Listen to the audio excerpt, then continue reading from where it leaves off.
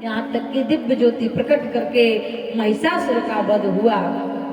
लेकिन एक बार जब भगवान भोलेनाथ कैलाश पर बैठे हुए थे तो माता पार्वती से कहा, हे पार्वती, तुम बड़ी प्रसन्न लग रही हो, कुछ पूछना चाहती हो तो पूछो। पार्वती जी ने कहा, भगवान मैं एक ही बात पूछना चाहती हूँ।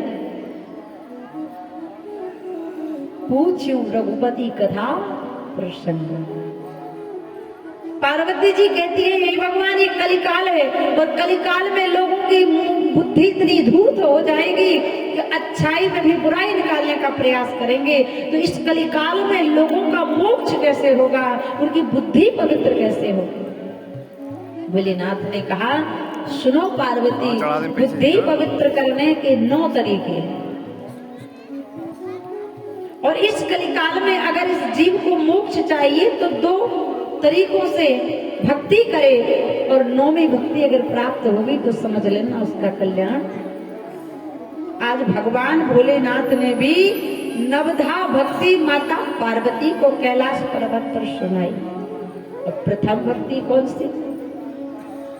कि प्रथमे भगति संतन कर संगा, प्रथमे भगति संतन कर संगा, प्रथमे भगति संतन कर संगा, प्रथमे भगति संतन कर संगा, प्रथम भगति संतन कर संगा, दूसर रति कथाया प्रसंगा,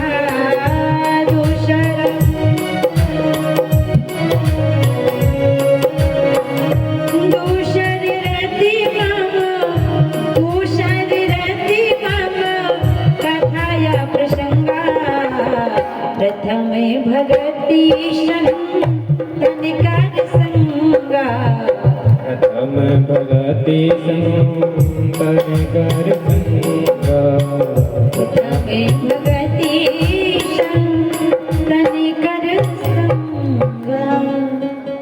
आज कहा, हे पार्वती, अब मैं तुम्हें 9 प्रकार की भक्तियों का वर्णन बताता हूँ जिसमें सबसे श्रेष्ठ है 9वीं भक्ति।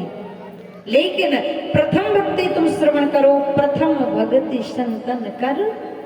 अब आप कहो कि देवी जी ने कहा पहली संगति है संतों का सत्संग करना, तो क्या हम विवाहित हैं, गृहस्थ में रह रहे हैं, तो क्या हम घर को छोड़कर, पत्नी को त्याग कर, बाल बच्चों को त्याग करके जंगल चले जाए?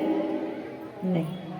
प्रथम भगति संतन कर, पहली भक्ति है संतों का सत्संग। वो संतों का सत्संग का मतलब है, बोले जो भगवान की कथा को सुनता है, भगवान की कथा को सुनाता है, उससे बड़ा संसार में कोई संत। और जब इनकी सत्संगति हो जाएगी तो ये संतों का सत्संग बन जाएगा।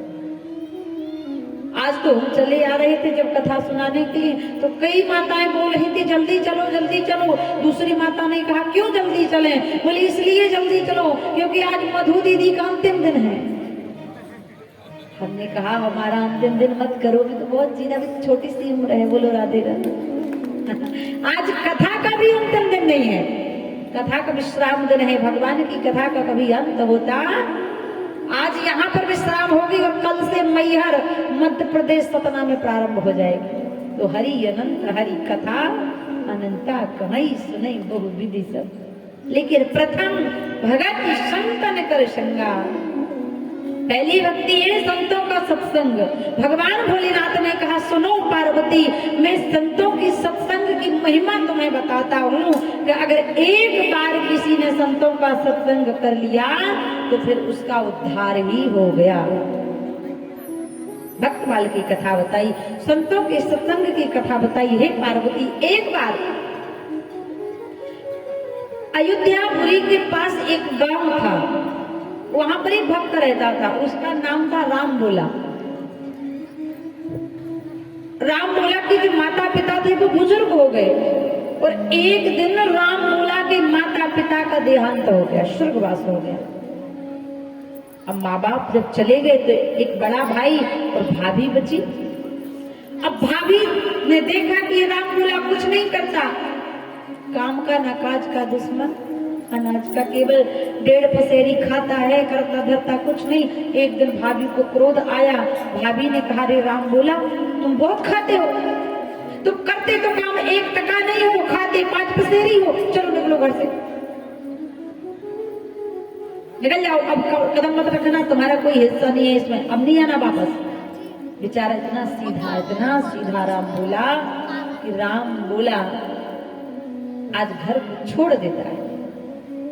और जब राम बोला ने घर को छोड़ा तो जाकर के सरयू के किनारे बैठकर रोने लगता है, कहने लगता है हे भगवान, मेरे माँ बाप को आपने छीन लिया, मेरे भाई ने और भाभी ने मुझे घर से निकाल दिया, अब मेरा संसार में कोई सहारा नहीं है, अब मैं कहाँ जाऊं, मैं क्या करूं, किसके यहाँ जाऊं, हे भगवान मुझे बहुत जोर की भूख भी लगी है,